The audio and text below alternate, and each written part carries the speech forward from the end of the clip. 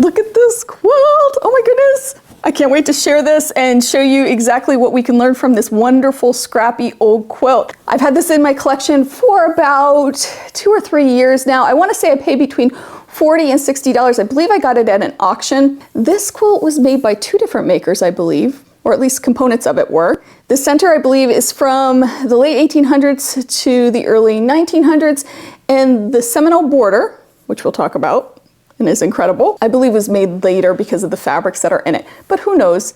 Could have been the same maker. It's a wonderful scrappy quilt, however, and I think you're gonna love learning about it. It's 80 inches by 80 inches, so it's a nice size quilt. It is completely hand done, well, except for the binding, but everything else is completely done by hand. The quilting, the piecing, even the back is pieced by hand. It's incredible, and it's a great example of what we can do with the scraps in our stash. We can learn so much from these quilts. So let's take a closer look at this beauty and see what we can learn. These squares are 4 patches. So we have 1, 2, 3, 4 pieces of fabric, and we have the opposite colors. So the dark colors going this way and the light colors going this way. The blocks measure 6.5-inch squares about. Some are wonky. Again, we'll talk about that in a moment.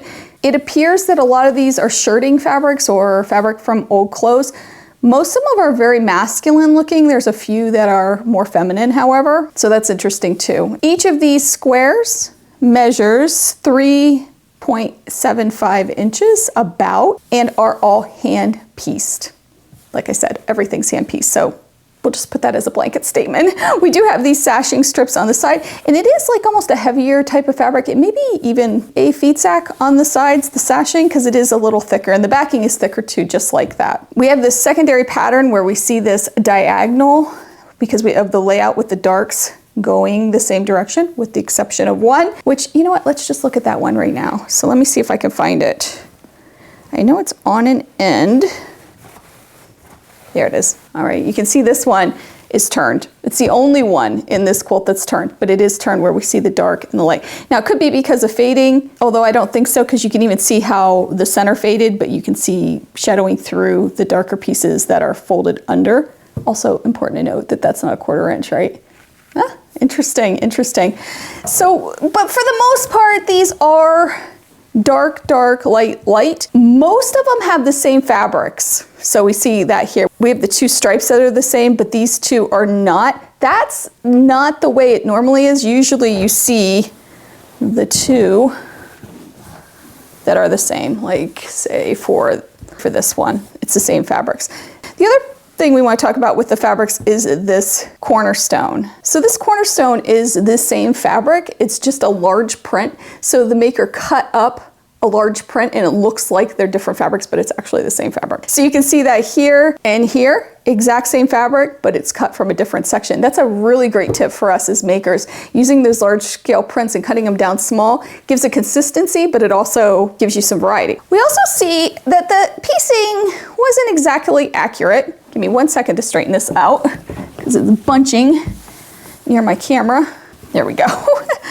And you can see that with this one. See how wonky this is? It's not a perfect pieced project. That's okay. That's okay. We got kind of a swirl. But overall, when you get them all together, you can't tell. So who cares, right? Who cares? Anyway, these fabrics are great.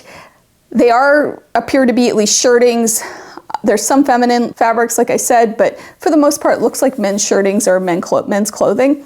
Again, 100% cotton as far as I can tell. There are some blocks that are pieced together to make the full block. You can see that really well here with this one. And there's also a little bit of fraying, but that's not a big deal. I mean, imagine the age of this. It's gonna have some little quirks and problems. Speaking of which, there are some stains on this quilt. Again, it's pretty old, right? So it's to be expected. It has been washed. I hand washed it and hung it on the line to dry, and it's marvelous. You can see some of the shadowing of fabrics through the sashing strip.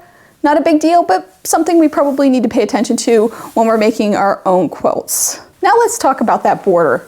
The border's really cool. I'm gonna slide this over so you can see it.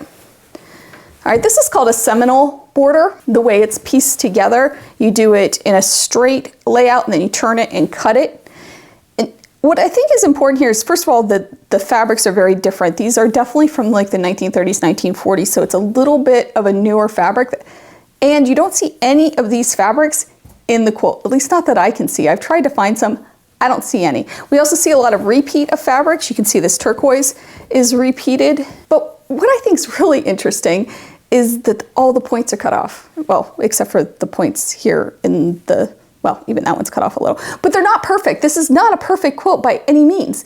Still an incredible quilt, but not a perfect quilt. I just love that. All right, so if we pull this down even more, I want to show you this corner. Look at this. This is so interesting, and this is on all four, and it's all the same fabric. So each corner has this print in it. It also has this print in it. I think this was a wonderful way to end that seminole border. Again, not perfect, but it definitely gives you more movement and adds to the overall design of this. I love this. This rainbow fabric here is also in all four corners too. Again, I think this was added separately. Now, the one argument you can make that it wasn't added separately is that this border fabric appears to be the same. Maybe it's the same maker, maybe it's a granddaughter, grandchild, maybe it's something that was discovered where there were pieces in a box or whatever. I'm not quite sure what happened here. I do believe that the border is newer fabrics, but who knows, maybe they had these, I don't know. There's so many scenarios that it could be. You just don't know. I do believe that the border fabrics are from like the 1940s, maybe 1930s, but I think more 1940s, 1950s from what I can tell from it. So let's talk about the quilting, because the quilting is incredible too. It is kind of a big stitch quilting. I'll move this back. And it is stitched around all of the squares, holding it down, and then stitched in a grid in the actual quilt. However, when we get to the borders again, we see that grid change to a diagonal, and you also can see the pencil lines, which you know I love. I love to see a good pencil line. I think it's so awesome because it just tells me all about how this was made, all that wonderful goodness that we see in some of these old quilts. The binding was added separately, and you can see that here. It was done by machine. It's the only thing that was done by machine in this quilt. All right, let's peek at the back now. You can really see the quilting on the back, and you can also see that piece of fabric that was hand stitched onto the back to make the backing big enough. Really cool. There are some stains. You can see some here. We see some in other places too. Again, I think it's just from age and use. These are old quilts. So I think I talked about everything I wanted to talk about with this one. Let's move on to the lessons. All right, we've come to the portion where I talk about the lessons that we can learn from this incredible quilt. And there are many. In fact, on my blog, I have a couple more. I'm only going to list 3 here, but I do have a few more on my blog, so go check that out if you want to learn a little bit more about this quilt and see some close-up pictures that aren't moving, like in a video. Although you could pause, but whatever. Okay, so the first one is about those incredible cornerstones. So unique, so wonderful, so cool. I love it. It's something that gives it a little bit more movement and ties those seminole borders together, which can be tricky because if you end at a weird spot, it's tough to get those two to match up. So as makers, we can learn from that. If we have a weird border like this, I should say weird, an unusual border like this, we can use another component to bring it all together, and I think that the maker did this beautifully. Even though the piecing's not great, that's okay, right? Who cares, right? That's the way it is. But it is a great thing that we can learn. The next thing that we can learn from this quilt has to do with those cornerstones. Using one big print of fabric can really give you a lot of different options with colorway. It makes it look more scrappy than it really is, but it also adds to that cohesion, which is always wonderful too. So that's a great tip, something we can learn as makers from this. And finally, less than perfect. Really, who cares? Who cares? We as makers get so hung up on some things like, those points matching and whether things are exactly right and all of that stuff. And I know I've said this before with other lessons from an old quilt, but this is a prime example of where those cutoff corners in that seminole border, really, it does not matter because it still gives this entire quilt a cool look. It's cohesive and wonderful. Here's a sneak peek at the next quilt that I'm going to be sharing with all of you. This one's also a beauty, and it's incredible. So I can't wait to share that one either. I hope you have a wonderful day. I hope you take some time to sew, and I'll see you real soon. Bye.